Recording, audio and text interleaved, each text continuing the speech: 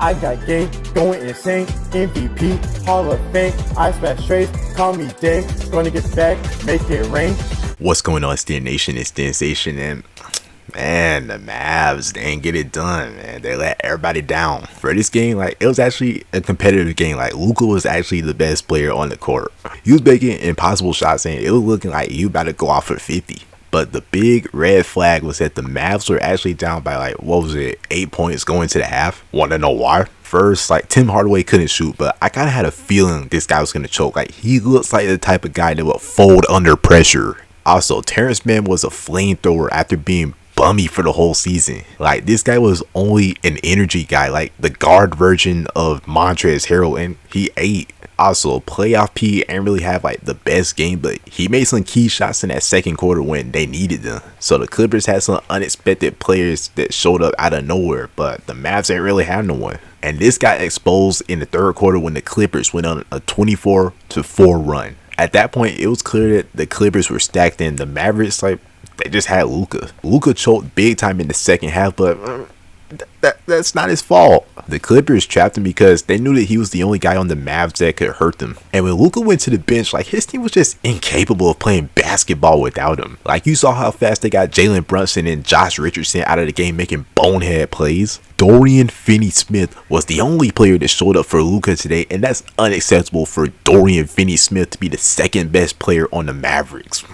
The Mavs tried to make a comeback, but their defense was hot dog water, and they weren't really making those timely shots, you know? So that's how their season ends. I remember the Mavs was up 2-0, and Laker fans was jolly as I don't know what, because it was looking like the Clippers was about to get swept out of the first round. But if you go back to my last video, then you know that, like I said, that the one thing that shifted the series in favor of the Clippers was Rick's terrible decision in Game 3. With a 30-11 lead, he subbed Luka out of the game, and the Clippers got back in the game. And like for the rest of the game, they had all the momentum. Just imagine if they left Luka in and he just buried them. Like, imagine if they went up 3-0 in the series. And I know that it's kind of like an inexperienced Mavs team, but you tell me they gonna lose 4 straight? Like, nah. So whoever pointed the blame finger, I think that Luka gets some because like his Game 6 performance wasn't all that good. Like, look at the stats, but nah, it wasn't really all that good. Kawhi outplayed him. And Rick gets some blame for making that bonehead decision in Game 3. Porziņģis gets some blame for being the softest 7-footer that I've ever seen.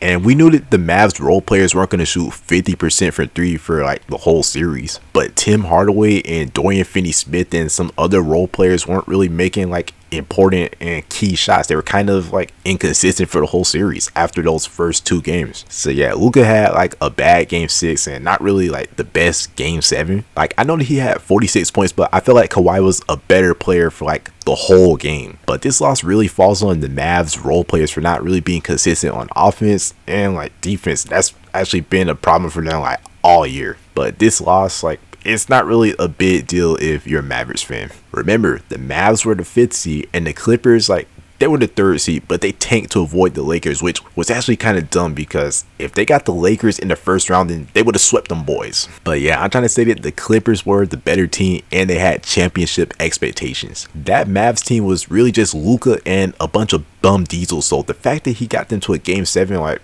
man, y'all got nothing to worry about. Mavericks are 1 3-and-D wing away from being a championship contender, so go and get that guy in the offseason. But yeah, that's gonna be the vid. My name's Sensation, and we're out of here. Peace. Some way.